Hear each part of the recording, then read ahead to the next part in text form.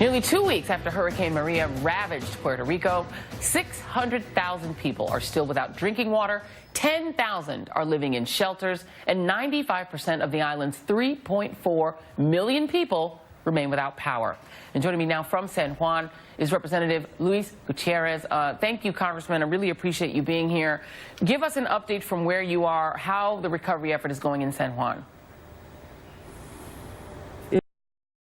It's tedious, it's bureaucratic, but let me first of all say, Joey, we should all congratulate the thousands of FEMA workers who, I can tell you, I saw the tears in their eyes, the anguish in their face.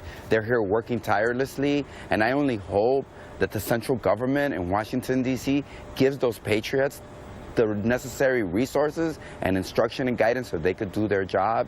I want to say thank you to doctors who have not slept in days, nurses, policemen who abandoned their own families to keep public safety, and to all of the volunteers throughout their island. And to people of Puerto Rico, I visited Comerío. Comerío's in the mountains. You should have seen the Puerto Ricans with no water, cleaning out their houses, trying to do as best they can, going to rivers, looking for sources of water, trying to survive, but acting as a community, and even the weak, helping those that are weak. It's an incredible humanitarian gesture that I saw, but we have a humanitarian crisis on our hands. Yeah, and are people that you're talking to aware of the fact that the President of the United States is attacking not just the mayor of San Juan, but really the Puerto Rican people in general, and sort of implying that they're lazy and not helping themselves and want to depend on the federal government? Yes, that word is getting around quickly. Maybe not in the mountainous interior parts of the island where communication is very limited, Joey, where people are just trying to survive. So they don't have radio, they don't have electricity, they have no way. But in the metropolitan area, people feel insulted. They feel that the President of the United States has said that they're lazy, that they don't know. They're not.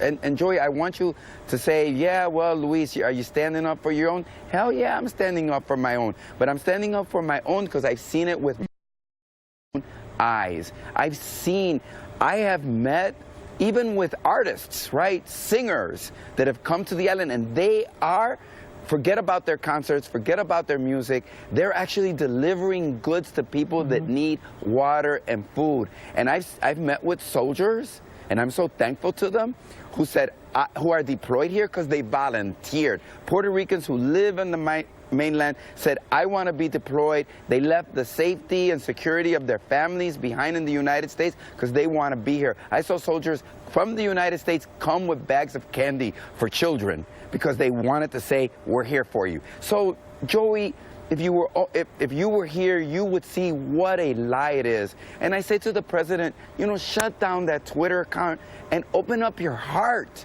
and come and see what's going on here and support the very brave people of Puerto Rico in this moment of crisis and need.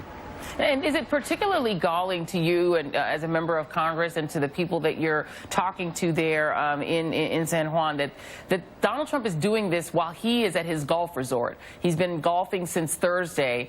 There are reports that his golf schedule may have even slowed down the ability of his government to respond.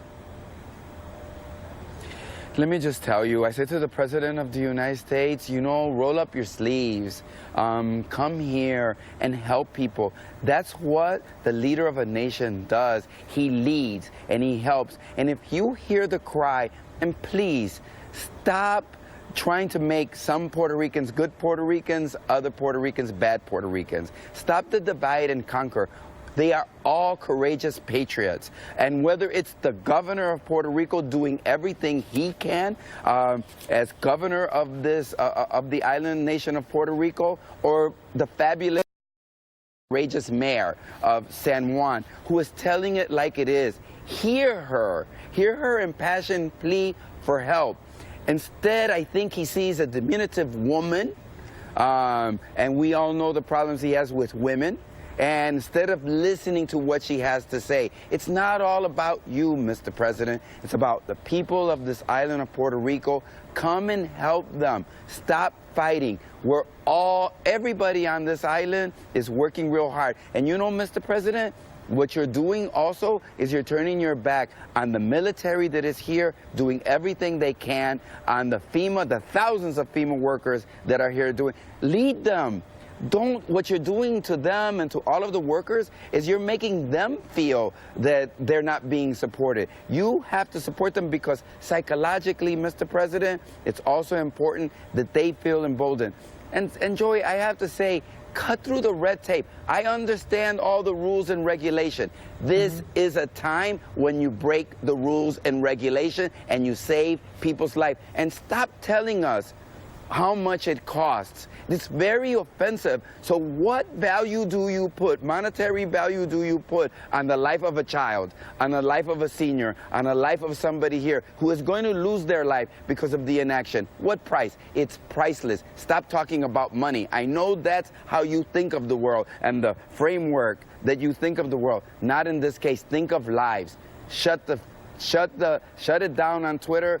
Open up the heart.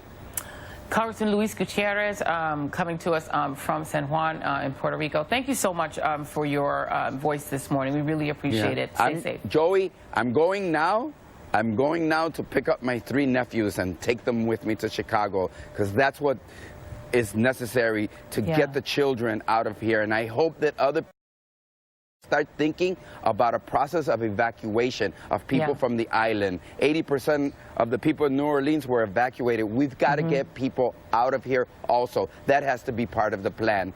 Yes, I'm starting with my nieces and nephew because I know that's the dream of so many Puerto Ricans. Yeah, absolutely. Thank you, Joy. Well, thank you. Thank you so much, Congressman. Really appreciate it. Thank you. All right, my panel weighs in on the situation in Puerto Rico next.